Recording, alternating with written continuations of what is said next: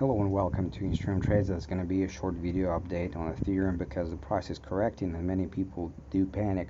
And sorry if you hear any noise, I'm at the backyard right now.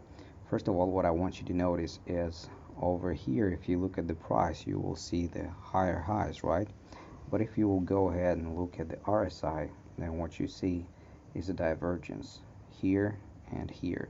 So it was obvious that there will be a price correction. Also notice for this price movement, if we will take one of my favorite tools, the Fib retracement, and we go from the swing low into the swing high, then the price actually didn't even touch this very important level. I call it a magnetic level, 0382, which is most probable for it to go that low so that it can correct even lower. But the main thing that I want you also to notice is the bullish pattern, which is called bull flag. And let me draw it for you. Here's the flag, and also you gotta draw the pole, the flag pole. Use the trend line.